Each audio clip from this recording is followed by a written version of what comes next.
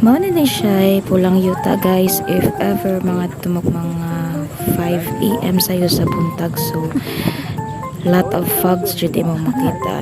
Ayun jud asa ang view char.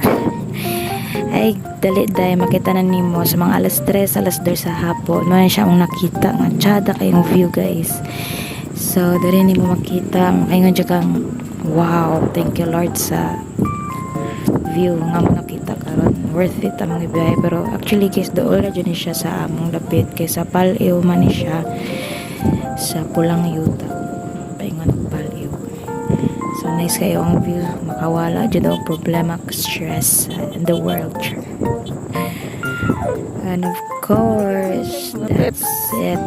Makaingat siya kang I believe I can fly, I believe I can touch the skies.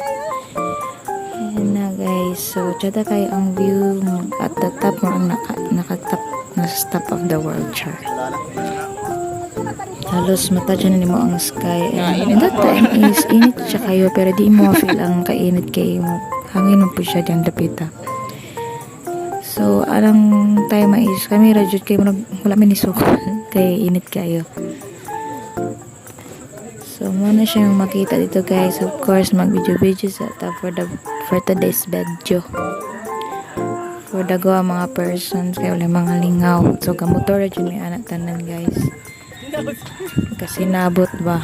Wala na drawing ang mga pagsabot-sabot. So of course dapat tayo mga vlogger ang kauban diri guys. Dili mahimo mawala na sila mga kapips. Shout out tayo sa mga kapips dala. So sa pa inyong gihulat guys dahil anhin na mo sa Pal-ew Pulang Yuta. Nice po ni siya nga mag-overnight mo dari mo talang tent. Oh. Asa ka tira guys. Background, back view na is back. Okay, so dili may mawala nga tong montage. Chanan. That's all guys. Thank you for watching and bless.